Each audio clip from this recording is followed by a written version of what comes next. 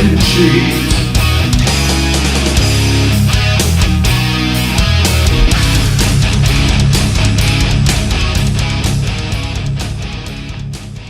Welcome back, Stamp Tramps, to Attempted Delivery. I'm Sean Deck and Sheets. Damianopoulos. We weren't supposed to do the names anymore. I keep forgetting about that. But welcome back to the podcast.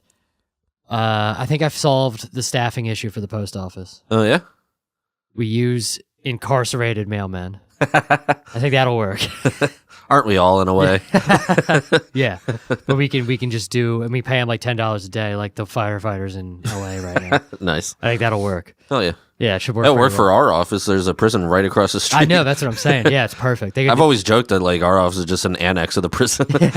We're all atoning for something. They're all on a work release or whatever. Yeah. No, I think that'll work. I think that'll solve the problem. We've all made mistakes in our life. I think if fight fires, they can deliver mail. True. I think it'll work fine. True. I didn't even think about that. Imagine they could put out the truck when it catches fire. Yeah, that's true. Yeah, they'll. I didn't think about that whenever. Think about all those, like, how hell that's going to be to, like, try to get that mail sorted out. Oof. Like, after all, I don't know how much has burned, but it's a lot. Oh, man. Yeah, I didn't even think about that. I just thought of it just now. Like, I can't even imagine the amount of back mail. I mean, where it's just going to sit. So, I mean, what does that even look like? Right. Like, some of those addresses don't even, are like a burnt They're gone lot now. Yeah, that's wild. Yeah, I didn't even think about that. I mean, they'll just have to send all that mail back, right? They can't ever deliver all that. That's a really good question. I didn't even think about that. No, yeah, I wish I would have, because then I'd be more prepared to talk about it. But I have no idea. Like, I could have researched this, because right. Yeah, I have no idea what that would be like. Just piled up for like literally weeks and weeks and weeks. It's bad enough like a day after a holiday. Every time we have a day off, we pay for it the next day. Right. How long have these fires been going on? It's been I don't even know. I didn't know they were there until like last week. Right. At some point, and then I'm like, and it's happened for years, like, but I think this one is the worst it's ever been. I think so. Yeah. Is what they're saying. Yeah, rich people lost their stuff, so that's pretty bad. Oh, right. I'm kidding. I saw a thing that said it was about the firefighters, and it was like Kim Kardashian or something, and like the way the article was written was like ridiculous. Like the article said like, or the headline, it was like a picture or whatever, a headline picture. I don't know what that's called, but it was like Kim Kardashian like demands that the firefighters get paid more than like 10. I think there was like literally 10 something a day, right? $10 and some change a day for those like prisoners to fight the fires or whatever. Which they could run away, but they must be the good behavior. There's probably not murderers out there. I'm assuming it's probably like weed. Could you imagine if there's an arsonist? Somebody went to prison for arson. Is that their dream job? yeah.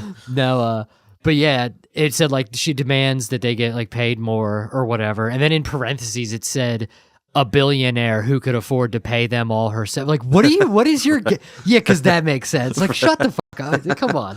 I don't have any dog in that fight. I don't care one way or the other about Kim Kardashian, but like, no, it's not. Don't say that. Like, then she should have no money ever. Like, right. Like, because you could say that for every cause on the planet. And then exactly. Yeah. You know what I mean? Like, anytime anyone says anything, it's like, yeah. Right. Yeah, I could complain about the SPCA and say you should but I could afford to donate or to buy another dog or whatever. So, right. yeah. I just thought that was like the most ridiculous thing. I'm like, dude, shut the fuck up. And she also it's funny because she does a ton for like specifically incarcerated people. Right. As far as I know, I mean, I think she does donate a ton of money to like causes like that. So it's just funny to shit on her for that. I don't know. That actually brings me to a point. Do you have more on that? No, I just wanted to make that joke. That brings me. I just thought it'd be funny to get criminals to deliver the mail. I mean, they're not mutually exclusive already, but that's true. Excuse me. But no, that brings me to like a point I wanted to bring up about like Luigi and the healthcare CEO and that kind of thing. And there was a lot of Praise. shall we say, people took joy in the fact that a CEO was taken out, and then there was like equal backlash. Like, he was a person. It's wrong to wish death. Even on someone like that, he's still a person. And two things. I don't think people are actually happy specifically that person, like that human being. I think it's just what he represents. Sure, yeah. Because you can make a case like how many cases were denied because of him and people died because, you know what I mean? Like, so you could make that case. But I mean, still, like, to his kids, he's not like healthcare CEO, he's dad. You know what I mean? Yeah, so like 100%. So, but what he represents is, overarching like corporate greed and people are right to be angry for sure. Yeah. We pay all this money for insurance with high prices anyway. Like people are right to be angry. But my takeaway, like, I haven't seen anybody with this angle yet. What I like about Luigi, his abs. Me too. You're right. I like his abs a lot. Nice. Apparently he was a big fan of McDonald's, so like I don't know how he had abs like that. Yeah. That's why I don't know. Yeah, there's a bunch of weird things in that thing. He might not have did it for all I know. Right? Right. Yeah. I don't trust anything. No. But what I like about Luigi is that he wasn't poor. Yeah. This was like rich on rich violence. Like he was from like a very wealthy family. Oh yeah. In Maryland. They own like Turf Valley, which is kind of like Heritage Hills. Like it's a huge like golf resort. Oh no shit. A whole bunch of I think it was like the Lorien nursing homes, like a whole string of nursing homes. They are very well to do. Like he probably doesn't even technically need insurance. No. But I guess they're allegedly had like a back problem or whatever. Right. And like that whole thing I've heard a lot recently. Like it's kind of like a repetitive cycle. Yeah, like apparently, you just keep having back surgeries, and apparently a lot of times people shouldn't have gotten the first. They always say the first back surgery isn't necessary, but the second one is because it's a self-feeding thing. Yeah, it's that stuff's scary. I mean, I would do everything in my power to avoid surgery if I had like an issue, because like there's a lot of it's like hip surgeries, shit like that is like hard to come back from, and like you're never the same after that. Right. Yeah. So, but what I like about it is that this was like rich on rich violence. Like I think why I or a lot of people may have issue with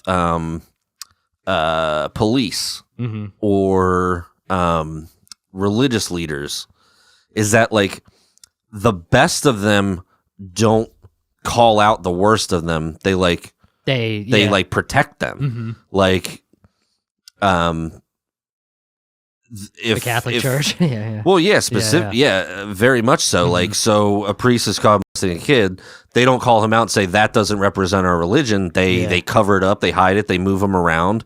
So then you don't trust the people because they're aiding and abetting that behavior versus like calling it out like they should. Like the best of them. Same with cops. They'd kill like an unarmed person, and they immediately move to justify it instead of saying, no, that's not what we're supposed to do. Yeah. Make an example of that person and like hold them to a higher standard. Yeah, it blows my mind because Like- that's like one of the most infuriating things about that. Because it's like, dude, you'd think because there's no way, like if mailmen had a reputation of being like horrible people, like, you know what I mean? Like killing people, I would either not be a mailman or I would openly speak out against it. You know what I mean? Like there's no way I would like that's one of what's one of the things like I've thought about becoming like a police officer, like because I mean I'm uneducated, so it's my one of like if I wanted to do it, I don't have that many options. You know what I mean? I'm pretty much I'm doing it right now. Like the post office is like my highest.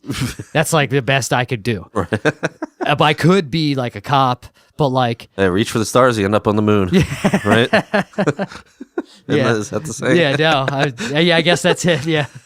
But yeah, like I thought about being a police officer, but like I don't agree with. I can't arrest somebody for smoking weed. Like I can't do that. I can't. Right. I don't agree with those laws. Like I don't agree with I don't agree. There's too many laws I don't agree with, and I'm sure a lot of cops don't. But like, I can't do that. I can't extort somebody like for something I don't. You know what I mean? Like there's too much of that stuff. I want to like protect. I would want to protect people from like murderers, but like I'm not going to pull somebody over for a taillight and like search their car. You know what I mean? It's like there's too much of that type of stuff. And then they say that there's no quotas, but it's like, isn't there? Right. So you mean to tell me if I don't do anything for a week, I'm not going to get in trouble? Like I don't believe, so. This is another case for you to watch The Wire. Just saying. Yeah, I know. No, yeah, I know. But like. Yeah. Yeah, and then just and like then it gets even the worst part. It's even worse because like a few months ago they pulled fucking the best wide receiver in the NFL out of his car and put him on the side of the fucking road. Oh, right. For driving too fast. Like what was that necessary? Oh wait, that's right, because he didn't put his window down. Or no, he had his window down. He literally said like, "Hey, do whatever you got to do." Put his window back up. And they fucking like pulled him out of the car and put him on the side of the road and handcuffed him. It's like, this guy's famous and you're treating him like that. This is wild. And like, how do you What's really wild is that he didn't run. Like, there's no chance that they could have caught him. No, but they probably would have shot and killed him then. Well, true. Because it's smart. Fair enough. And then people were like, he shouldn't have like handled it like that. It's like, okay, last time I checked, it wasn't illegal to be snarky with the police. So, right. You know what I mean? Like, it's like, what are we doing here? Like, that doesn't make sense. Mm-hmm.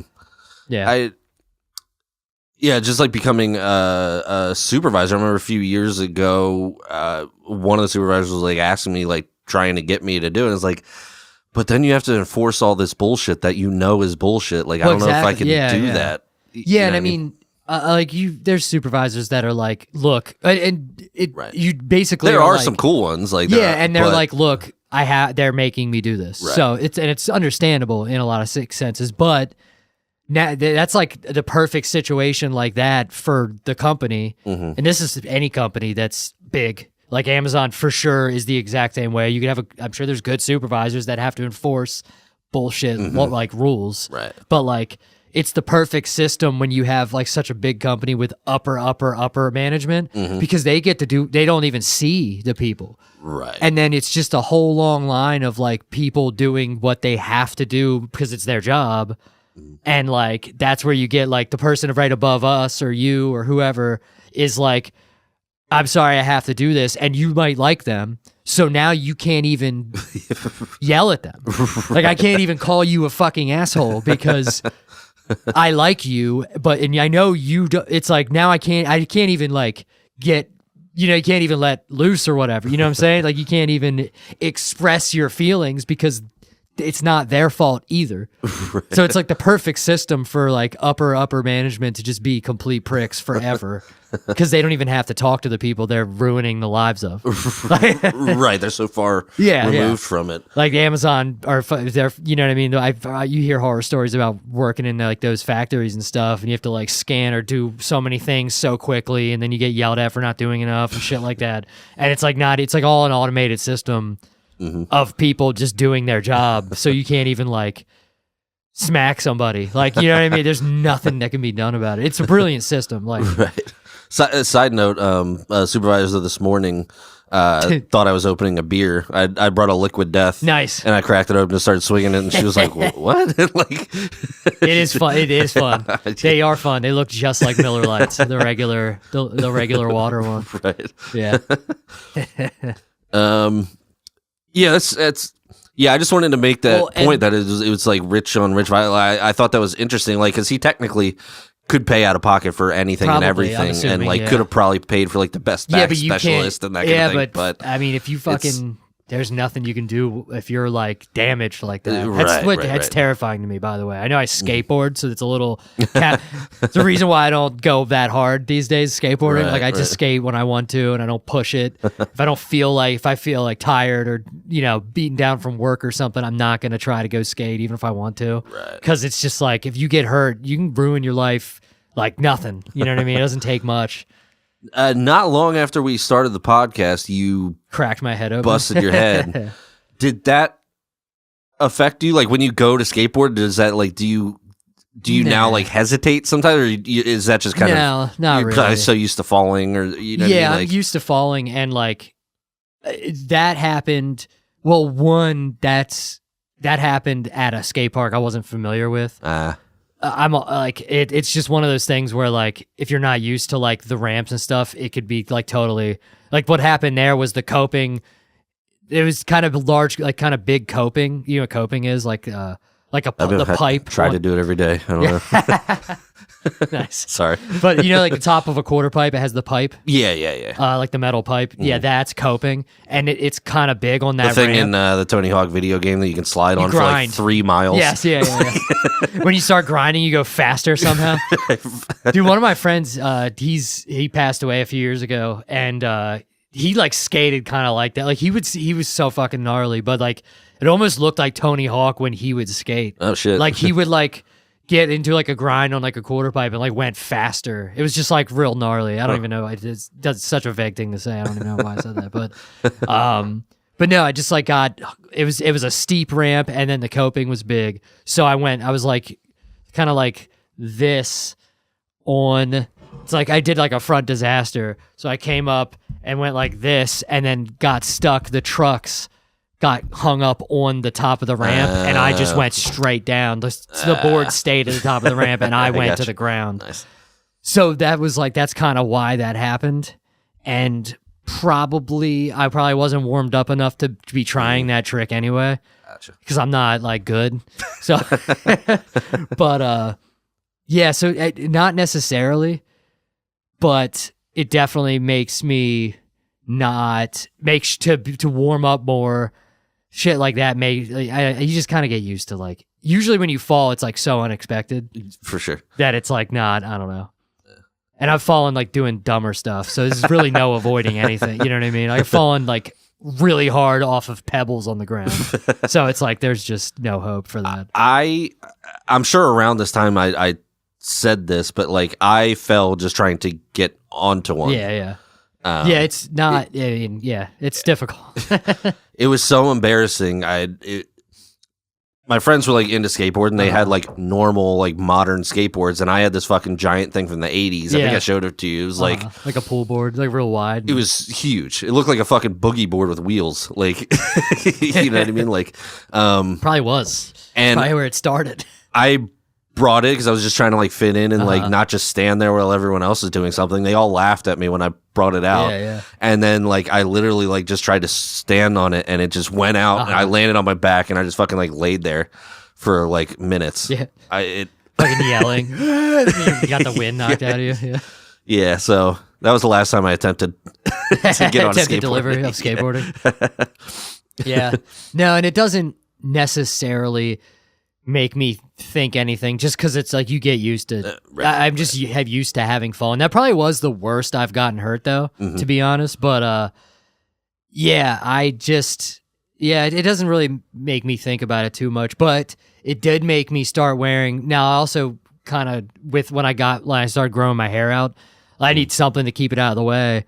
So I actually have like a headband, and I actually bought a headband that's for soccer players, and it's padded. Okay. So I actually wear that every time I skate. No helmet though? No. Oh, I don't even know if I could at this point, because it kind of fucks your balance up. Because like I'm so used to not wearing a helmet that I probably should wear a helmet. That would be dope. But it would be too awkward to try to get used to at 31. You know what I mean? To try to like, I don't know. It's kind of hard to. I wear a wrist brace, and that's still difficult. I wear a wrist brace just because it's like my wrist is kind of sensitive. Okay. Like if I catch myself on like a ramp, or if I fall on it, it's like real quick to hurt. And it's like doesn't seem like normal. It's like, okay, this hurts more than I feel like it should for what happened. So like I think there's something up in my right wrist that just like is overuse. No, I'm left-handed for that. Fair enough. I curved to the left, into the palm. But my it's like sensitive for some reason. Like it's easily aggravated. I'll say. Right. And even that I still don't love. It's still like hard to get used to that. And I've been wearing that for like ever, or for like the last quite a few years. I wear that even though there's nothing wrong with it at the time. Huh. But yeah, no, actually, I've heard this that like bull riders that have been doing it for a long time are grandfathered into not being required to wear helmets. Really? Because they would have to relearn, like they can't relearn balance. Like they've been bull riding for 20 years with no helmet. So like if they try to do that, they would probably get hurt more because they would be like off balance. Right. Their muscle memory would be off. Yeah. So nowadays, I think like the newer ones, they always had helmets. So they have to wear them. And eventually there will be I guess there'll be nobody left that doesn't have to wear a helmet. Mm-hmm. Yeah. It'd be kind of like football if like you could get grandfathered into not wearing like this, like the same helmet or pads or something. Right. Yeah. That's wild. Yeah. I thought that was interesting when I heard about concussions every day with the helmets. Like I can't even imagine. Yeah. I love when people are like, oh, I think it's because of the helmets, because they're like play harder. It's like, I don't know. I don't think so. I think they would be retarded for sure if they didn't wear any helmets. I don't think that's a good idea. What's wild to me is how much they smack each other in the head, like to say like good job or whatever. I know like obviously one giant hit can cause trauma, but can't a lot of smaller things like cause trauma over time? For sure, what CTE too. Is, yes. Like it's just like good job, swat you in the head, and be like, what the fuck? Like, well, it's funny when they fucking like headbutt each other. It's like, dude, that can't be great. Right. Yeah. Every time I see that, I do laugh because I'm like, that's really funny. You're wearing it for protection and then just abusing each other. Right. Speaking of, sorry shut about up. this. Whatever, dude. This podcast is over. I'm going to bed. I forgot until you said that. Yeah. You know what it is? That's payback for that time that Tomlin stepped into the field. Like that wasn't like completely egregious and like an entire stadium and millions of people at home watching. Yeah. It was so obvious. Like he was just like, I'm just going to step over here casually as there's a player running down my side of the field. It just happens. That's when I accidentally step on the field, not just some random play. Yeah. Just happened to happen. Never happened again or before. Right. And then to try to say it was like not on purpose was fucking wild. So like, I don't feel too bad. Yeah. No, I don't feel bad. I don't really feel bad because they just didn't. I mean, It was like they didn't play good at all. I mean, they started to pick it up. All season we've been bad in the first half anyway, but like that was pretty egregious. I mean, you guys actually didn't score that many points within the first half, which is crazy because they totally like demolished us. Like we had no momentum at all in the first half, but yeah, that was depressing. I actually had a show on Saturday, so I didn't watch any of. I didn't watch it that night, and luckily I didn't see anything. So after the show, I fucking didn't go on social media, didn't go on Google. I used my phone. I didn't use my phone at all, and I waited till Sunday morning and watched it. Oh, you just watched it without... Oh, shit. I watched it on Sunday morning. I thought you were going to say you were like lucky that you didn't waste time watching. No. No, you made it a special Sunday morning. No, I sure did. Yeah, I made it a Sunday morning. I've ruined my day first thing in the morning. I didn't even think about... Thank you for not texting me about it. Because I didn't even occur to me that you might, because I thought about that. Yeah, I got to call my dad. I haven't talked to him in a couple weeks. Now that I think, but I was like, I hope my dad doesn't call me, because sometimes he'll call me if, say, oh man. Exactly. I'm like, I'm going to have to ignore any phone calls. I'm going to have to, and I didn't even think about you texting me. Mm-hmm. I'm like, thank you. I'm so glad you didn't, because I would have fucking looked right at it and like. I remember that in an early Seinfeld episode, he like had taped like a Mets game or something like that. And like, he would get a call and he just answered the phone like, I recorded the Mets game. Don't say anything about it. Okay, hello. It was something like that. Yeah. I should have did that after the election that morning. That's when I was going to try to go all day without finding out who won. Yeah. That's what I should have did that day. And I need to keep this in mind for the next time I do try to do something like that, because I definitely should have texted you and be like, hey, don't tell me who won that game or this game. Right. Yeah, because, I avoided it all. Actually, we were sitting at the show. After my set, we were sitting in a booth, which we'll talk about that later, but we're sitting in a booth, and Lori was on the other side facing me and the stage, and I was facing the other way, and I was just like turning around watching like the rest of the show. Mm-hmm. And I like turn around and look up at one of the TVs, and I see the game, but luckily I can't read from like super far away on like a little screen. So I didn't see the score, and I'm like, honey, switch with me. and so we switched places, and she faced the other way. Hell yeah. For the rest of the show. Were you trying to read her face the rest of the night? No, she wasn't watching. I mean, she was watching the show, like the comedy show, but yeah, I was like, oh no, I successfully didn't see shit. And then, Sunday morning I waited till Sunday morning to watch the Steelers game, and I fast forwarded through a great deal of that game. It was the quickest football game I've ever watched. I fast forwarded through the ads. Nice. And a lot of the Ravens offense. It was not enjoyable. I would go through and see the frame and like, all right, well, that looks like shit. And then click the frame. Like, yep, that's what I thought. They scored. That's awesome. And then, so I skipped a lot of the game. It only took like an hour and a half for me to watch that game, I think. Right on. I cut it down to half. So, yeah. Well, how was that show? It was up in State College? Yeah, it was really good. Yeah. It was a really good show. What's his name? Ridge Hirschberger ran it. Okay. And it was me. I haven't met him, but I keep hearing that name and seeing that name everywhere, like on flyers and stuff. I never like formally met him, but I've seen him at the Zone and maybe like have been standing around him at some point. Right. But I met him there for the first time, like formally or whatever. Really nice guy. He's and funny. He ran the show, and it was in this like, it was actually in a bowling alley. Nice. Which is very funny. It was in a bowling alley. But this it's actually very similar to the one we just did. Mm-hmm. But it was a little bit bigger of a room and more of a dining room.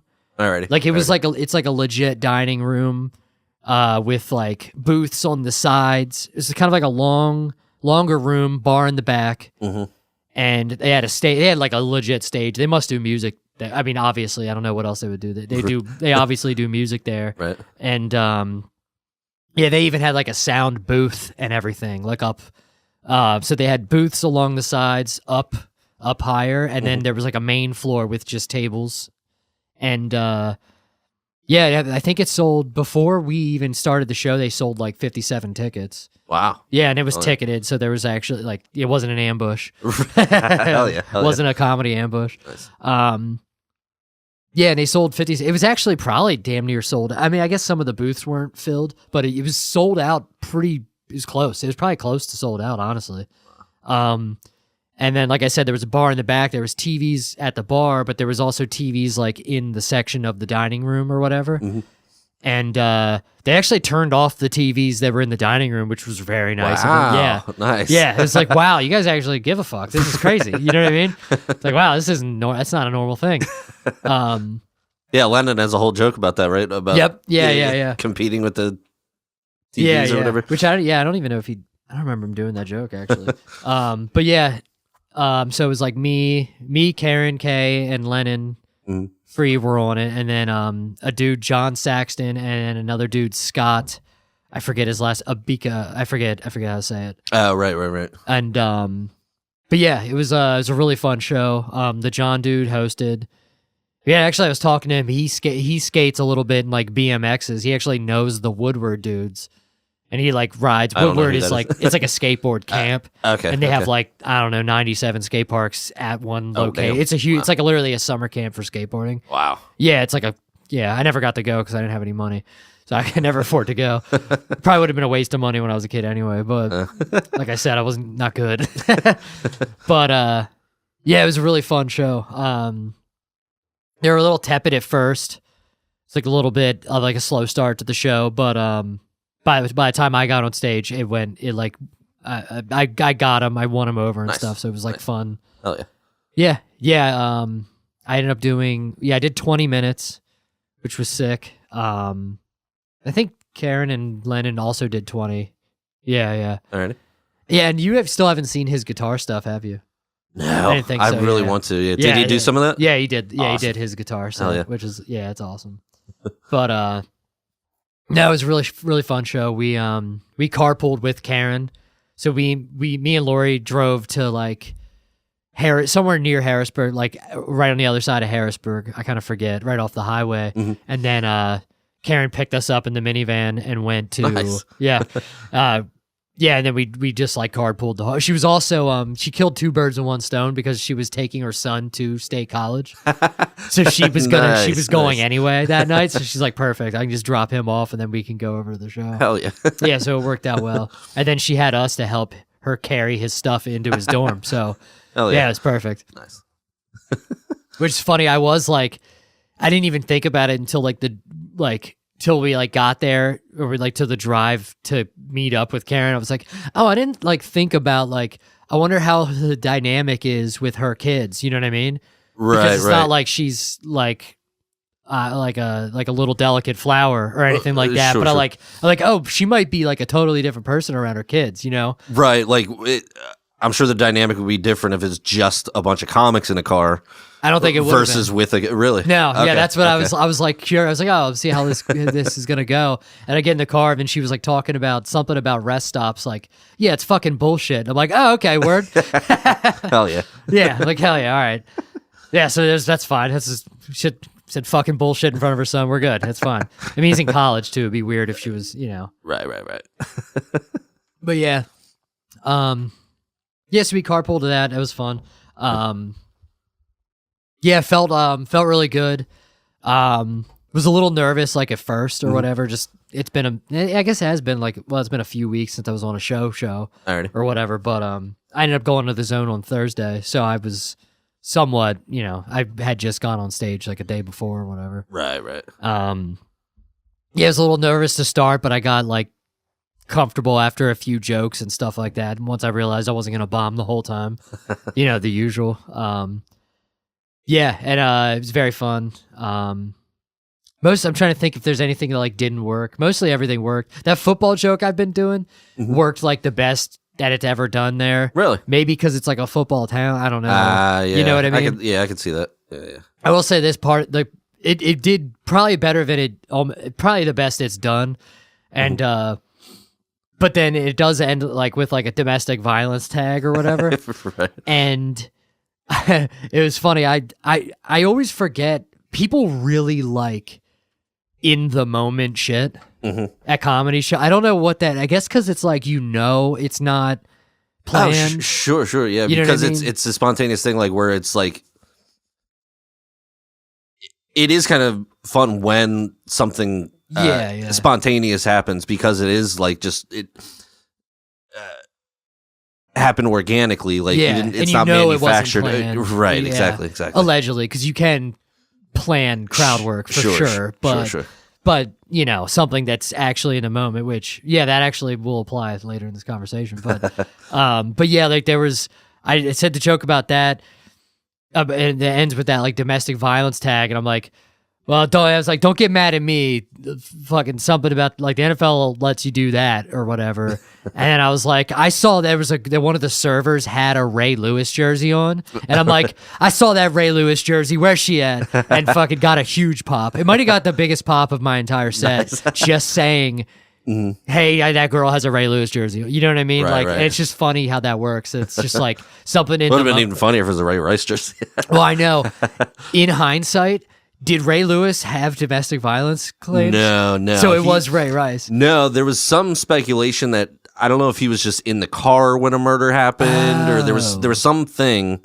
Well, or some shooting or something. That's right. Yeah, it was something to do with that. I don't remember the specifics. So it still technically made sense. I meant Ray Rice when I said that, but I knew she had a Ray Lewis jersey on. But I was thinking that it's two Ray Rays, same team. You know what I mean?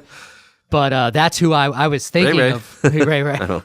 I was thinking of Ray Rice when I said that, so I'm glad it still technically made sense. Right. I thought I remembered there being a controversy with him. But so yeah, there was something, but he ended up being, I don't know if exonerated was the right word, but he wasn't like found guilty of anything. You know what I mean? Well, that's fine. Yeah. It's innocent until proven guilty. Exactly. Yeah, so it did. Okay, that's cool. It did make sense. Yeah, in hindsight, I was like, oh, that might not even have made sense, and they laughed at it for nothing. You know what I mean? But that's funny. Yeah, okay, that's fair. Yeah, because that does make sense then. Yeah, I do love those moments, like where you can, even if it is like a planned joke, it's when it's currently relevant. Like it's probably the only time you're ever gonna say that. Like speaking of the CEO, that show I did in Double Barrel Roadhouse, it was so close to that. I just came out and said, "Man, somebody took open season healthcare like a little too seriously." Nice, and it got like a ooh, but like I'm not gonna. It's not something I can keep doing because you know what I mean. You have to like find a way to reference it and like that would right. Be too so much. like I do love writing a joke and then having it work, but I also love those moments that it's like it's a literal moment. Yes. That like it only works that time. It's not gonna, you know what I mean? It's fun to have that happen. Yeah. I always want to write more topical stuff. Like some people are just so good at it. Like and a lot of times it's tweets, but you know what I mean. Like, but what's his name? Sam Morrill's like so fucking good at it, or like Mark Norman, those dudes, because they're just like they just write so many jokes that they just have that muscle memory or whatever. Yeah, Sam Morrill's quickly becoming one of my favorites. I think. Yeah. I like him to the point where I don't even want to watch his like new. We talked about this before, but I'm like afraid to watch his new special just because like the way I feel like I also write jokes a little bit like him as far as just like some like observations and shit, and I'm like fucking he's so relevant that like he's constantly doing stuff like that. I'm like I just don't want to like lose any of my material. Right. But. Yeah. So that was a really good show. Everybody did well. It was very fun. I'm trying to think. I know we generally takeaways. We generally always say like everyone does pretty well, and everyone generally does for sure. Yeah. But it would be hilarious if one time we were just like, yeah, this person did great. Like this person killed. This person just fucking sucked. I mean, that really doesn't like happen. No. That, every once in a while, you're like, well, they had a rough set, but it's like, right. Yeah. It's usually the crowd's fault. Yeah. What we'll do is we'll wait like a few months, and then we'll just talk shit about, hey, one time. So you'll eventually hear the candid truth, but it'll take a few. Right. And probably wouldn't use a name if we. No, of course not. Depending on who it is, I don't know. Yeah. No, and then so yeah, like the timing and everything went well with that said. I think I can't tell. I think he might have given me I'd have to like I don't even know how I'd figure that out, but I have to almost like time like the footage or whatever. But like I think I was like pretty much on time, but then I think he gave me the light like a little bit early. So I was like, maybe I went a little bit too quickly through a couple of the jokes, but I got the light and was like, oh, I'm not gonna. I was getting the light at 15, so I knew I had 5 minutes left, so I had like enough time. And I'm like, oh shit, I'm gonna run out of jokes or whatever. So I tried to like extend it a little bit, and it's just one of those things where it's amazing how much you can't remember your own jokes. Yeah, it's like, and like I was like, oh shit. Well, let me add a joke. The only jokes that like popped into my head were the cougar jokes, which I wasn't planning on doing. So I'm like, fucking, all right, let me go into these and maybe I'll try to like, I didn't know what I was going to do. I just started, I was like, well, I'm just going to start telling jokes or whatever. And I just like skipped a bunch of them. And then I basically skipped like the middle of my whole like cougar section of jokes, which is like 4.5 to 5 minutes. It's about 4.5 minutes. And so I basically skipped a bunch of the middle section and then started telling jokes that I knew were like going to be the last like 3 bits or 3 jokes in the bit. And so what something just, I went off like, I don't want a tangent or whatever, like after one of the jokes. Oh yeah, I said something about Yeah, I said something about being like a step grandpa. And I'm like, and I just like laughed. I was like, one time I got a applause for that. Like I did something, like I accomplished something about that. And then I tried to tell the last joke in that bit, and I fucking like forgot it. Oh shit! And like just totally lost my. I'm like, guys, I'm blanking on that. I totally forgot what I was talking about. Cannibalism's weird, right? And just like went into my last joke, and it kind of worked. Like it worked out like smoothly as far as like they were concerned. It was kind of like, because even after the show, Lennon was like, he's like, it wasn't a bad recovery. For sure. It was just funny that I tried to do. I was mad that like those are the only jokes that popped into my head. And it's of course too long to fit at the end of that. Right, I was going to say that's a big section, but yeah. And there's like a dozen of other jokes I could have done that were shorter I could have like done a couple, but I blanked and I was like, fuck it, all right, it's fine. But yeah, other than that, it was like I had a good set, so I was happy with it. Oh yeah. Did you have any trouble driving like with the snow and all? Like once you got up there? No, there was no snow. Alrighty, weren't we concerned about that or? Yeah, originally there was gonna be snow like from Friday or it first was gonna be Saturday, and then it was like Friday into Saturday. Right. And then it turned out that it like barely snowed overnight. Okay, because I know once you like get into State College, there's some like windy, like for sure, yeah. country roads and stuff like that. It was kind of fortunate, I guess, because like for sure. It's definitely north and it's colder up there, so it's actually surprising that there wasn't more snow. Right. Yeah, but I guess either way, the weather came through in the morning, so Alrighty. It wouldn't have been a problem probably by the time we got there. Right. Yeah. Word. Yeah, it was a fun show. Hell yeah. Anything of note at any of the mics that I don't go to anymore? I don't think so. I'm trying to think about Monday. Yeah, I don't think so. I hosted a Phantom Power. It was a fun night. Oh yeah. Yeah, I was working. I'm still working on like some of the jokes. Like I did jokes that were like kind of newer on that show. Well, not kind of new, pretty much new that I only done like a couple times, like that Russian joke that I've been doing. I did that on that show, and it went pretty well. It could have gone better with that joke, but it was fine. You know what I mean? Right. Yeah, and then Monday I just was working on other like newer stuff. Oh yeah. Yeah. So last night we. Oh wow, it was last night. Okay. Yeah, it's wild, right? Yeah, last night, which was the 14th, we did a show at Burning Bridge in Wrightsville. It's a cool place. Been there before. The wife's work. They do like their company party thing. They have like kind of an event space attached to it. Yeah. But they do live music in the main bar restaurant area. Brandon Koss put this show together. Originally, it was him, Casey Nicholson, Andrew Glessner, and me. And but unfortunately, Brandon ended up getting sick. Yeah. So he replaced himself with Dom, who hosted, did 15 up top, and then hosted the evening. And then sadly, Casey got sick. So you replaced Casey. Yep. So they needed somebody with pretty hair, so they're like, all right, Sean, it's got to be him. He's doing it. Lennon was busy, and Drew was busy. That's true. All the other people with pretty hair were busy, so they had to. So it ended up being Dom, and then me, and then you, and then Glessner, like headline. And it was fun. I was kind of nervous because I'm pretty rusty. Like I've kind of just been doing shows and the occasional mic. Yeah.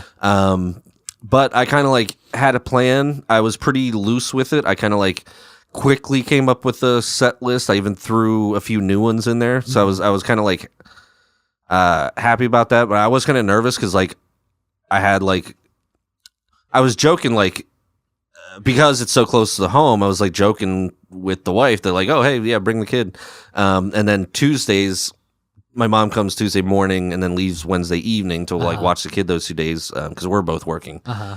So she was here. So then they ended up coming, and I thought, okay, cool. It was the three of them, and then a couple friend of ours came, and then her sister and her husband, and then his mom came. So we had like a full table, and I was really trying to not be annoying. Burning Bridge was awesome, by the way. They were super accommodating and super I mean, sometimes you show up to venues and they're like mad that you're there, or they like barely want to talk to you. But they were like super friendly, super accommodating.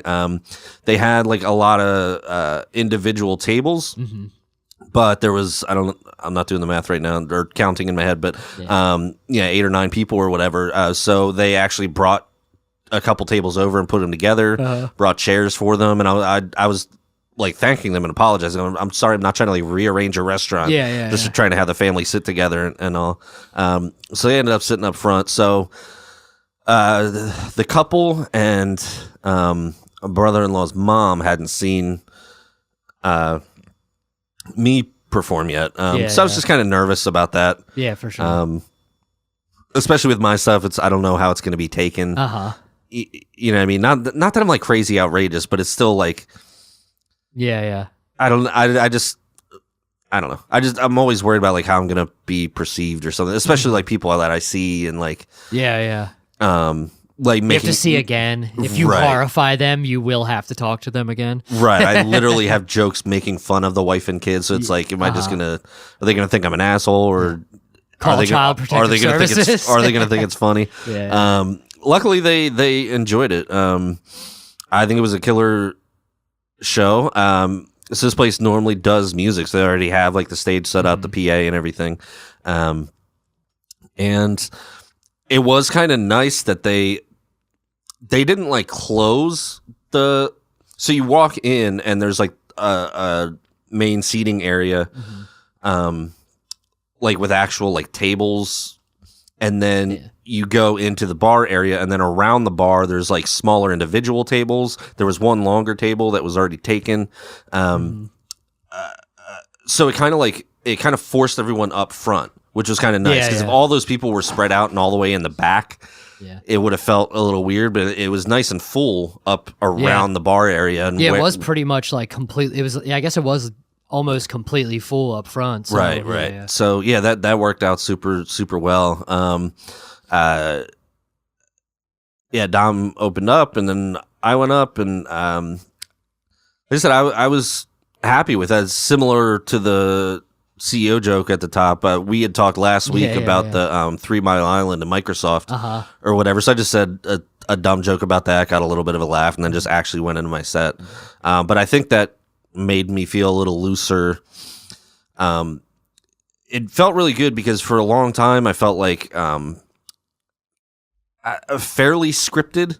I wouldn't necessarily veer away from that. Like I didn't feel safe, but now I felt a little safer not being so rigid and so and I think also too, when I would try to like bounce around or be loose, I was really like sloppy. But I think I'm kind of like getting into a groove of where I have my set, but I can like, it's a little more like fluid, for lack of a better word. Yeah, I know what you mean. I did mess up a little because more relaxed. Right. Yeah. I did mess up because I have a joke that it depends on the audience not knowing the gender of my kid. So it starts vague and just say, I have a kid, and then it goes into this thing that it basically only works if they don't know the gender. But I was like, yes, I now have a 1-year-old, and I like pointed, and she was there, so I was like, everyone say hi, BB. And everyone did that, and I'm like, damn. But I kind of had fun with that, because I with the show, I kind of had like an open dialogue with myself too as I was doing it, and I could just be like, I think I just ruined that joke. But I didn't anyway. I got some laughs and anyway. So, BB could maybe be a unisex name. BB King. That's true. That'd be weird. Naming your kid after BB King.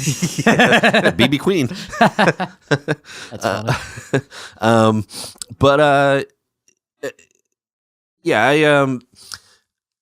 had a lot of fun with it, and threw a couple new ones in, and I wasn't so married. Like that, the ornament joke is relatively new. I've tried it at 1 or 2 mics, 2, I think. And have kind of played with the wording and have tried to experiment. And this time I did it like differently, and just like I concentrated more on just getting the point across versus like scripting it, and I think it kind of worked. I think it still needs to be tweaked, but like it just felt good not being so married to a script and also not having that completely throw me off. Because I think when I would try and do that early on, then I would just be like, I would get lost. I would just blank if I don't. Yeah, I feel like I'm getting a little bit better at that too. Same thing with like, I would love to be able to really just know where I'm going. You know what I mean? Because like allegedly a lot of people do that. Like I think like Louis C.K. talks about that. He just kind of knows where he's going to end up, and then just kind of gets there. It's like, okay, dude, that's easier said than done. Yeah. But I also guess that's what like 30 years on stage does for you. You know what I mean? Right. So I don't know when he could do that, but it's not. I think you just have to find. I think that's like a spectrum. You do have comics who are like scripted, every word, and it's exact, precise, and that kind of thing. And then you have some that are just completely. And then I think there's in between. I definitely like some of my stuff to be worded a specific way. Well, sometimes you kind of have to. If you're going to have a misdirection, it's like you do have to. Because if you fuck up that, like I've done that where I did that. I did that on at State College, at the State College show. I told a joke. What did I say? I switched like two of the sentences, and it doesn't work because I'm giving away the punch. Like I'm literally giving away the punchline, and I said like the punchline before, like first, and I'm like, then I like kind of like recovered and finished the joke, and I was like, yeah, I knew that I ruined that joke. I wasn't gonna work because it didn't work at all because it was like, no, it doesn't make sense, like. Yeah, I can't think of like any. I was trying to think of a vague example of like what that would be like, but sometimes wording is actually 100% necessary. Yeah, absolutely. But then other times, like it can feel more natural or more conversational when you don't do that because you are actually kind of thinking on the fly and that kind of thing. I was able to, I messed with the table up front. To the right, there was like some older folks, and I have a joke, like my opening joke kind of makes fun of old people. So I was like, no offense to this table, and one of them flipped me off. I was like, yeah, I deserve that. So they had fun with it, you know what I mean? Like, they enjoyed being messed with a little bit, so that was fun. It's always like, I'm so inexperienced with crowd work that like, you know what I mean? I took that risk to mess with them, and they enjoyed it, which is cool because they easily could have just turned them off. Yeah, but luckily they had a good sense of humor about it. This didn't feel so much like an ambush. It felt like everyone was like looking, paying attention. Yeah. The one big table that I tried to sit my family at, and this guy was like, "I have 13 people coming," so I was like, "Oh, sorry, dude." They were a little loud. They talked a little, but it wasn't so bad that it didn't throw me off too bad. It was a little distracting. It wasn't as distracting on stage as it was off stage. Yeah, like I feel bad. I feel a little bad for some of the audience because they made it hard for some of them to hear that, or just like it's distracting. Like it's so distracting when. Like at like a comedy club or something, it's distracting if somebody's talking. It's like super distracting, 100%. And then like it's also distracting when somebody's like not enjoying the show and they're just like mean mugging the stage. Like I've been at comedy shows where like there's people. I'm like, oh god, what they don't look happy right now. It's like literally distracting. Yeah, at Fratelli's, I had the double whammy because I had the really loud table who was just acting like it was like they were the only ones in the restaurant having loud conversations. Like there wasn't and then like the patriarch of the family was actually turned towards me, just mean mugging with his arms crossed the entire time. Didn't change facial expression at all. I'm like, Jesus Christ. Yeah, and it's tricky because like they probably just came out to that. I don't think it wasn't like a comedy show that was like it wasn't a paid comedy show or whatever, paid for a comedy show. So like it was just a free show. When you have free shows at a bar that doesn't always do that. Now the Fratelli things, that's like a thing that they do all the time. So that's a little different. Right. But like this place, they don't. This is like the first time they've had comedy there. So it's not really. It's like, all right, is it even fair to be mad at that? Like they just came out to eat. Right. And who knows? It's like not. It was like 13 of them. But at the same time, you don't have to go out of your way to stare somebody down or Oh no, yeah, or yeah. I'm not speak talking about over them. the Yeah, show. Yeah, that's true. Yeah. No, this actually felt more like a show. It didn't feel like an ambush. No, yeah, it was a show. It seemed like they had flyered pretty well, incomplete as the flyers were, which is funny because not only half the people weren't even on. And like 50% of that, actually 2/3 of that flyer wasn't there, and then you were there. So yeah, it was. I don't know. Overall, I was super happy with it. I did 15. I did forget. I realized later that I forgot to add one. I was like, but I did fine anyway. It didn't ruin the night. But I was like, I wish I had done that one. But I just lost my train of thought. No, can't help you with that. No, I had fun. I barely have my own train of thought. I did 15. It made me realize that I could easily do 20 because I had stuff that I didn't actually add. I had stuff on my list that I didn't get to. So I was like, it made me feel better because I'm newer to 15. I was doing 10 forever, and now I've been doing 15, and now I'm like, oh, I could do more, which kind of made me feel good. Yeah. I was also pretty flattered that he trusted me to put me on the first show somewhere. I was like, that felt pretty good. I actually told him that, and I was like, I guess I have to stop telling myself that I suck. Yeah. You know, I mean, not that I'm telling myself that I'm amazing, but I'm competent at least. Yeah. I'm not going to ruin a show if I'm on it, and that makes me feel good. But yeah, I did 15, and I'm still getting used to that time. Because I started to get the sense that I was going too long. Yeah. Like once I passed 10, I started to get the sense like, have I been going? And I wasn't paying attention at all to like look for Dom and light. So I actually like said, "Did I get the light?" And I felt a little dumb doing that. Yeah. Because I felt like I didn't want to derail the show. Like, did I? You know what I mean? But he was like, "No." And I'm like, okay, cool. I'll just keep going. And then I knew to pay attention. But I just have to trust. And pay attention for the light.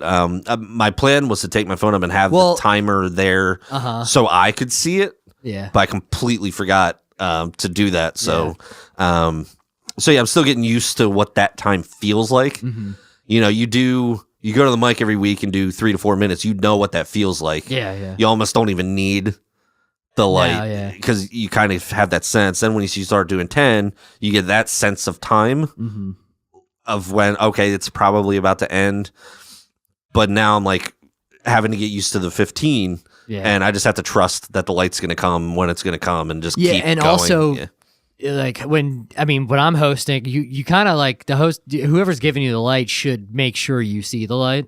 Right. So like that's he did perfectly fine. No, it wasn't him. He didn't give I you the wasn't light. paying attention. Right. He was doing the right thing. I was just assuming I was doing the wrong thing, which I need to stop doing. I just have to trust and but like usually, I mean, if the host should make sure you see the light, so it's not really your responsibility. You know what I mean? When you're on stage, because it's like. I mean, you can tell when somebody sees the light. Usually, you give like a nod or a point to like or thanks or something to the person giving you the light. So, and I just overall, I was super happy with it. I think the venue was happy with it. Yeah. So hopefully they'll do more. You killed it as well. So you did like 20, 25? 25. Yeah. 25? Yeah. So it was Dom hosted, then me, and then you. And then Andrew. And then, Yeah, that was fun. Yeah, they Brandon like text or messaged me that day or yesterday, like during the day, and was like, "How much time are you comfortable with doing?" And I was like, I forget exactly what I said. I was like, I mean, I can definitely do, like, I just did 25 minutes recently, right? So I can definitely do that. And I could probably do 30 if I stretch or whatever. And he just asked me to do like 25. And same as you, I like realize I have 30 minutes. I'm kind of, probably was for the best I didn't do 30. I mean, I probably could have, I had a little bit of time after work. So I probably could have did some of the jokes to get to 30. But the only thing I was, like, some of the jokes I haven't done in a minute. So I was like, right. do I really want to do these jokes that I haven't done in like a little while Right. on like a show like right now or whatever? But yeah, it is sick to be like, oh, wow, like thinking back, it's like fucking 5 was hard to come up with. Right. Yeah, now I'm like, hey, I definitely have. After I said that, I was like, I could probably do 30. I'm kind of glad I just did 25. It was probably for the best. Right. I mean, yeah, you had them. Side note, this was the first show that we've brought my kid to. Yeah. And the wife said like she's only 1 year old, but she was like, so she doesn't understand what we're saying, but she would laugh like where you would expect a laugh. Like, so it made me wonder, like, does it even matter what we say up here? Could we literally just kind of speak gibberish in the same timing and cadence and get laughs? You know what I mean? But I mean, that's just a baby, so it's not like I don't think it's indicative of an actual crowd. Well, yeah, and I was even though sometimes the intellect might be the same. Yeah, probably. Yeah, probably more often than not, to be completely honest. Right. But she was like clapping for you, like it was so cute. Yeah, it's cute. That's but really you were crushing, and you handled someone chiming in pretty well. Yeah, there was like a guy in the back, and that was another one.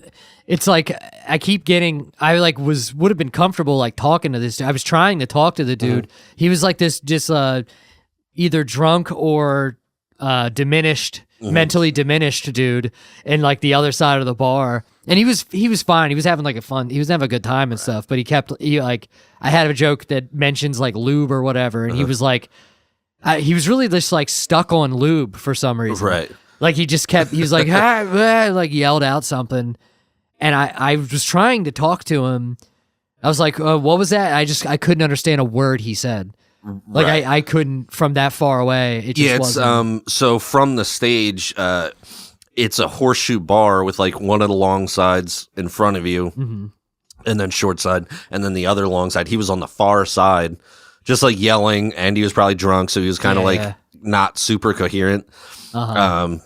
So one of the jokes I said something. He's like, "That's a what do you say? That's a contractor joke." I was like, "Yeah, it sure is." I was like, I wouldn't let you work on my house." Right. I was like, which kind of got a laugh. Maybe he wasn't there yet, but I'm surprised he didn't chime in on my Jesus jokes. That's a whole contractor. Yeah. thing. Anyway, maybe he wasn't there. I'm trying to think if I even saw him come in or not. Yeah, but eventually. One of the managers did go over him and say, I saw her really? go over and talk to him. So I don't know what she said specifically, but he stopped after that. Oh yeah. But yeah, he just like wouldn't let go. Yeah, he kept bringing up lube for some reason. Right. Like, dude, what is happening? He needed lube to like to slide off of that topic, but yeah, he just kept yelling more lube jokes or whatever. Yeah. Yeah, and I was like trying such to a weird thing to fix. I know it was weird. It was weird, but yeah, and I was gonna try to keep talking to him, but I just had to give up because I couldn't understand anything he said. I was like, well, I can't do, you know what I mean? I can't ask him questions. I'm not gonna hear his answer. But yeah, no, it felt good. It was like it was a really fun show. Some jokes did better than others. Like a couple of them, like kind of like were a little like mid response or whatever. I did skip one because I knew it wasn't gonna work, and I ended up doing like 26 minutes. Thanks to that guy. The joke that I skipped, that guy filled the time with asking about lube, so it kind of worked out. Yeah. Yeah, I can see how crowd work can extend your set pretty well. You know what I mean? Just fucking with that dude, I got like an extra minute and a half out of it, and I didn't even say anything. You know what I mean? I barely. Yeah, something else that I said to him like worked or whatever. Oh, I might have said something like, "If you're if you're an electrician, I'm not letting you work on my house. You can go burn someone else's house down or something like that." Right? Yeah. That was good. I forget what I said, but I was happy with. I don't know. I feel like it may have gotten like a mid reception, but being that I was doing 15 and not 10, like I have that Jesus joke one liner, but then I have the longer version. And so I was like, well, why don't I do the longer version? Being that I have, because usually I'm trying to squeeze in stuff, so I'll leave that out because it works on its own. But I did the act out thing. I feel like it got some laughs. I don't know if you remember the reception. I felt like I got like a mid reception. It was fine enough. I'm still gonna do it. I didn't. Oh, I think it's good, but you'd never do it, so it's like I need to polish it. I need to polish it more. But I was just happy that I did it. So I want to start doing it more to get it more polished. I think it works better if I know exactly what I'm going to say. If I'm sitting there thinking with my arms out, like during an act out, like that is something I need to script pretty spot on, so I'm not thinking about it. You know what I mean? That's not something I really need to improvise. No, no. One thing with like scripting, that's one thing I'm running into, and I've been doing better at it, but like trying to just like almost like I can write it out, but like don't focus on it as much as the wording, because I've realized like sometimes the way I write isn't the way I talk.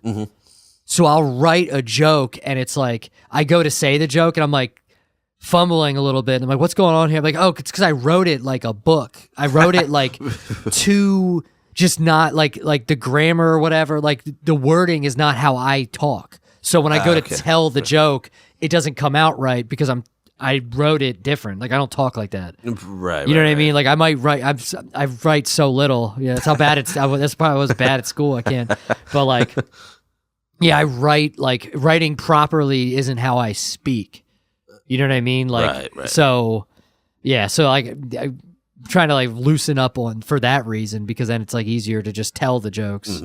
You know what I mean? But I did put. I did have, which that's.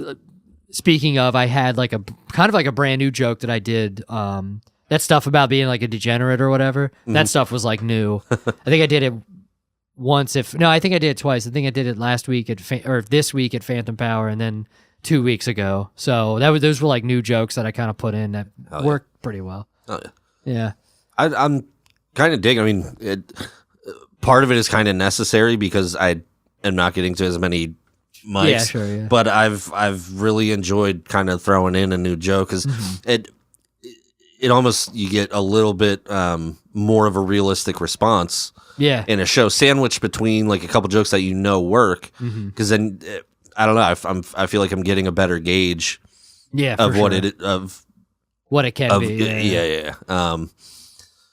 Yeah, overall it was awesome, and then Glessner headlined, and he killed it. It's always fun. We see, working with all these different comics, and we get to meet them on here, and bring them on here and really get to know them. But it's really fun when you get to see somebody do like an extended set. Yeah, seeing you do 20. I think that was the longest set I've gotten to see you do. Yeah. So it's that was fun, and then I have done shows with Glessner, but I haven't seen him do that much time. Yeah, so it's cool hearing him do jokes that I've never heard before.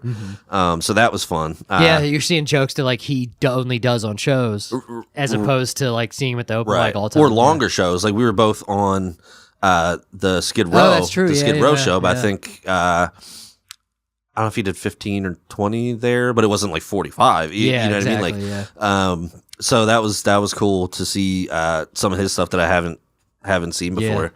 I guess there was definitely some stuff that I haven't seen either. Yeah. So that was fun, and like I said, I think management was happy with it. So I hope, could like, because it was like still like it was a bar, so it was still like a well lit room or whatever. They had the lights dimmed, but it was like you could still see people, and I could see the manager and like one of the other employees like in the back behind like your family and stuff, like laughing. Yeah, for so sure. I was like, all right, well, if they're laughing, then even if this joke bombs, it's still it still worked for them. So that's for sure. That's more important. Yeah, I kept watching them to see, if they were sitting there mean mugging and be like, oh shit, they don't like it. But no, they seeed genuinely happy with it and willing to do more. Yeah. So not just because it's like in my backyard, but I really enjoyed that, and I hope there are more shows there. Yeah, it would be cool to maybe get a mic going there. Yeah, that'd be sick. If they have nights where they're not doing music and don't really have anything, or even if we did it on that other side. Yeah. Because if they're not even using that space, I mean, comics will come. They'll still buy drinks, buy food. Yeah. So it could only. It's not going to like take away from their restaurant. You know, even if they don't want an open mic happening, which maybe they wouldn't if there's families and stuff like that.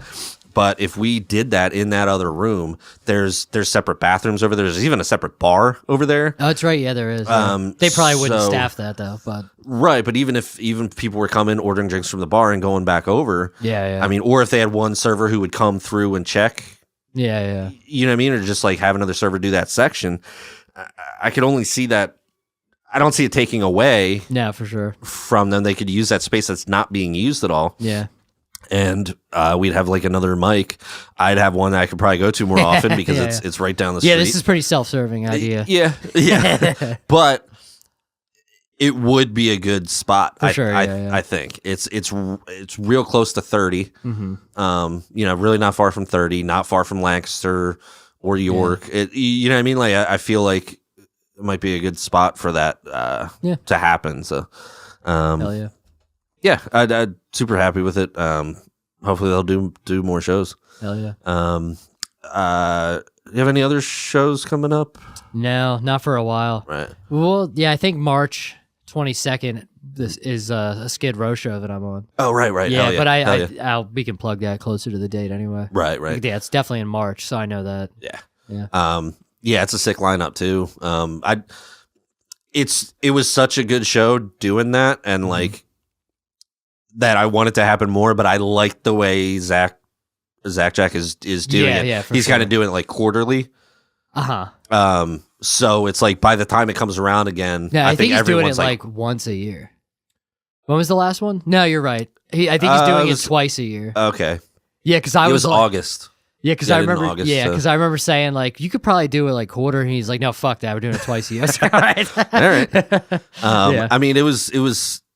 I mean, maybe if it like picks up, like it was such a good show that like had a good experience that I think it could turn into more. But like he doesn't want to do that. Yeah. But also, you can really like stack the lineup.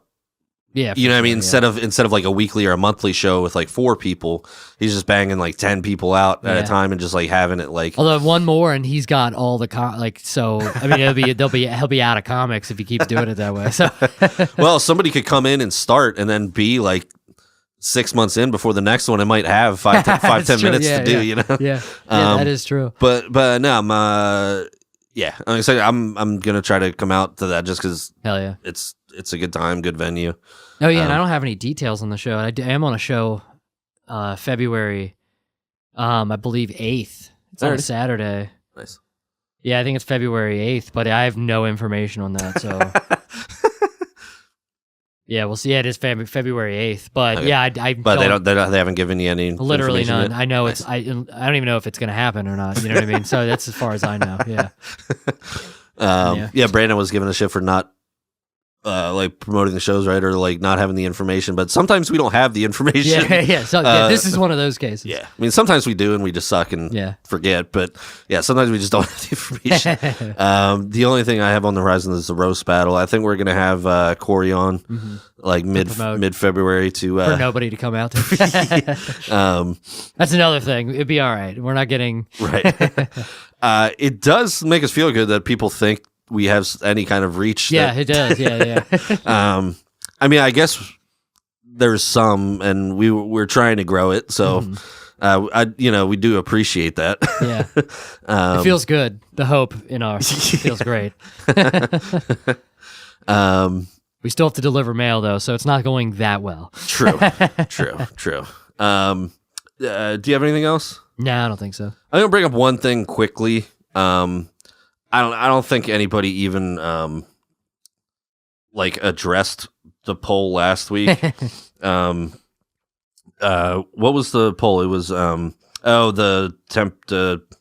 no one responded at all. The best water temperature for brushing your teeth. Oh yeah, no one cares about that. Yeah, you're the only one who cares that much. Well, I don't even actually care because I know I'm right and I just keep doing what I'm doing. Yeah, everyone else can be wrong. That's cool. But this one is not specific to mail carriers, but like I think you would agree with me, and I think because we have to do it so often that we realize it's the better way to do it. Mm-hmm. And this has been an argument online, backing into a parking space versus pulling into a parking space. I hate this. Yeah. I know. Because the right answer is... backing in. Right. It's 100% of the time. Right. It's always backing in. Because no matter what, you're doing both actions. It's just whether or not which one you're doing first. Yeah. And second. And like people are like, oh, I have to wait for you to back in. It's like, first off... You have to wait for me to back out. Exactly. And that takes way longer. Because you have to look out for people. Right. And half the time there's a car on either side of you and you can't even see until you back up a certain amount. And that might be just enough to get hit. Yeah. To hit a person. Or if you have an electric car, it's fucking whining. It's not even... Right. Nobody can hear it because it's like... So when you are backing in, first off, you pull up to the point where you're going to reverse. You can fully see... You have a full field of vision of the road, pedestrians, other cars, and then you back in. And then when you leave, guess what? You have a full field of vision of what you're pulling out into. Yeah. It's for me, it's such a no-brainer, but I've had people literally like in my life argue with me that it's worse. And it's like, oh no, you're just fucking impatient. Oh no, it's not worse. It's you're just impatient.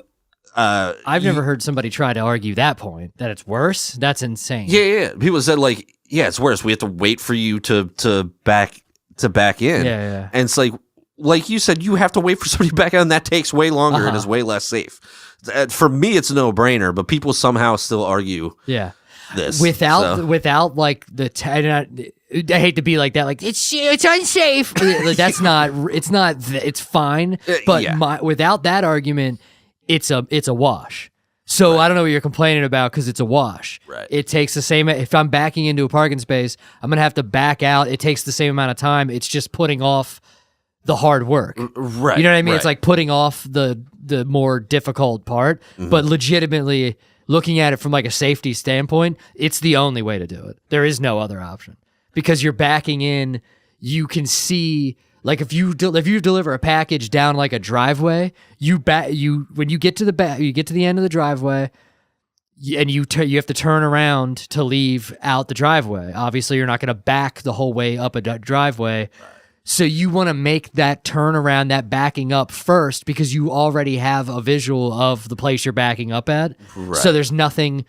If you pull in, get out, deliver a package, get back in the vehicle, then back up, you've just taken your eyes off of everything around, and a dog could have run up behind you, or a kid. Right. Like, yeah, I remember like a year or two ago, they told us we had like a meeting. They called everyone in, and they explained that exact thing. And somebody had backed over some old dude. Yeah. So yeah, because they didn't perform the backing first or whatever. Right. And when a parking spot, like when you're in a crowded parking lot, like you said, in between cars. Now you have to put it in reverse, turn around, look behind you, and slowly inch out. And hope no one's coming. And then you see somebody up, I have to stop, wait. Right. If you pull out, you can inch up for like a second, and then it only takes a second, and you have full visibility, and you can just pull out and go. No, yeah, it's 100, 10 out of 10 times. Yeah. You back first, yeah. So I would love to hear the opposite side of the argument, other than... I have to wait for like 5 extra seconds. Yeah. Now, I get it if there's like a shitty driver who like takes like 14 moves to back into a spot, but honestly, they're going to be even worse backing out also. Yeah, exactly. So I don't, you know what I mean? I want to hear an argument other than, oh, I have to wait a couple extra seconds for you to back in. Yeah, exactly. You know what I mean? Yeah. Because also, I don't really care if you have to wait 5 seconds like that. Yeah. Does not impact my life in any way, shape, or form, or would influence my decision to back in. Yeah. Because I know I'm doing the right thing. So I don't care if you have to wait. Yeah, no, there is no argument besides like you don't have to back in. That's the only argument. Right. The only argument would be you don't have to do that. Why are you doing that? Right.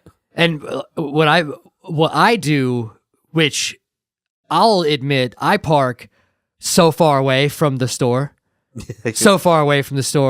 I'll take that. That doesn't make sense. I don't need to do that. I do that because I want to do that. Right. I do be finding the spot I think looks good and and I will take that spot. Mm-hmm. So I'll own that. But backing in, you're never going to convince me that that's not the right way. There is no argument. But I will park like fucking mad far away from the store, just because one, I like parking where no one's going to park next to me. Right. Because I don't want somebody just throwing their door open into my car because people are pricks. Oh, yeah. But I also like spots where I will not have to, where my door cannot be against another car, like next to an island or whatever, like like the planters with like a tree or whatever in it. Right. I like parking next to those, so I can just throw my fucking door the whole way open and get out and be as fat as I want, moving around. I can like throw, you know what I mean? Like at work, I have like a backpack with all my stuff in it. That's why I pick a spot next to nothing, so I can throw the door open and swing my backpack out. I don't have to worry about bumping into their car. So that's the type of shit I do. I'll own that that's stupid because I make. But I mean, at least you have reasoning behind that. Sure, yeah. That's super unnecessary. But now I'll die on that hill of backing. Right. But that also doesn't affect anybody else. So that's cool. Like it's just your preference. So like, it's not hurting anybody.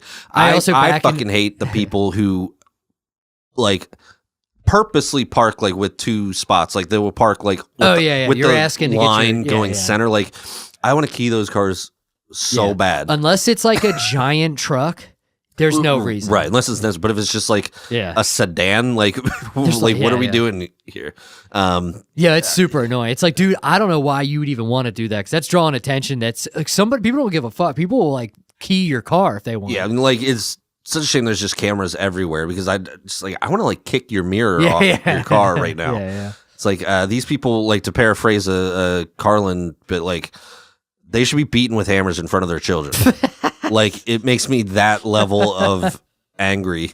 It's just like the complete inconsideration for anybody else. I guess it depends on where too. If it's a big ass parking lot and they're nowhere near anybody in the middle of the parking lot, then sure, do whatever you want, because nobody's even parking close to there anyway. Right. But yeah, I know. But when you're looking for a spot and then you're like, oh, that seems like an opening, it's like, oh no, that's just two spots taken up by one asshole. Oh yeah, if you're annoyed by somebody backing in, you should see me not park correctly, because I'll pull out of the spot entirely and reposition myself and back in because I want to park straight or whatever. Like I'm kind of anal about. Usually I don't have to because of how anal I am about parking, but if I'm like crooked, I will pull all the way out and straighten it and go back in, just because I don't want to be that dude. Yeah, because I judge people so harshly when they do that, the parking on the line. Yeah, it can't be a hypocrite. It's like, wow, you just don't give a shit about anybody but yourself, do you? Like it's just like that level of inconsideration for other people. My